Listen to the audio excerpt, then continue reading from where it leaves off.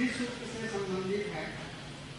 श्री सूक्त ऋग्वेद से आया ऐसा माना गया है, लेकिन उसका पाठ करने के बाद जो उसका अनुभव सामने आता है वो थोड़ा सा बड़ा ही नेगेटिव आ रहा है। इसके संबंध में क्या पाठ करने पर क्या फल आता है? एक तो जब से पाठ करना चालू किया और नीचे की तरफ चले गए, दूसरा एक विशेष पक्षी आता है जिसका रामचरितमानस में गलत संदर्भ में भी उल्लेख है और श्रीमद् भागवत के फर्स्ट वॉल्यूम में भी गलत संदर्भ में ही उल्लेख है।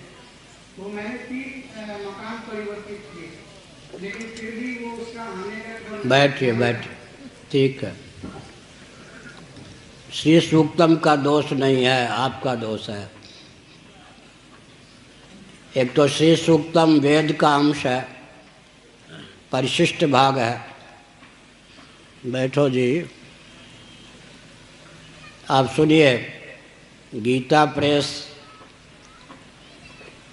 से वेद कथा अंक समझ गए, कल्याण का विशेषांक लीजिए। गीता प्रेस से वेद कथा अंक लीजिए, उसके अंतिम भाग में विशेषांक में श्री सूक्तम अर्थ सहित दिया गया है। वेद है, परंपरा से यज्ञोपवीत संपन्न व्यक्ति संध्या तर्पण इत्यादि दैनिक कृत्यों का निर्वाह विधिवत करने वाले गुरुमुख से श्री सूक्तम का श्रवण करके पाठ करें तो लाभप्रद होता है। अपने आप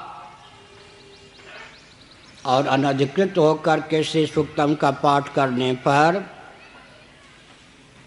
श्री विहीन व्यक्ति हो जाता है। मैंने कुछ मिनट पहले कहा था, मंत्रों के साथ खिलवाड़ नहीं करना चाहिए। ये मंत्र अधिकार की अपेक्षा रखते हैं, समझ गए।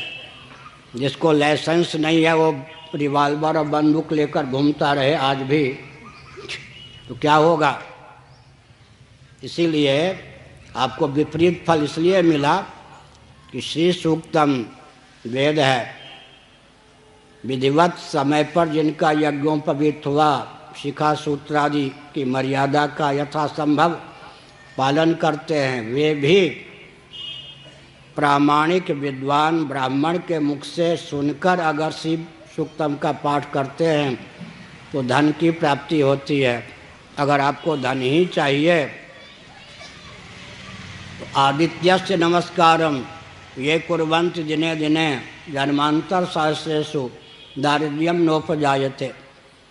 भगवान सूर्य को पवित्र दशा में नमस्कार करके जो जल देते हैं, कभी भी दरिद्रता का मुख वो नहीं देखते। अथवा अग्नि पुराण में 7 नाम धन प्राप्ति के लिए भगवान विष्णु के दिए गए हैं।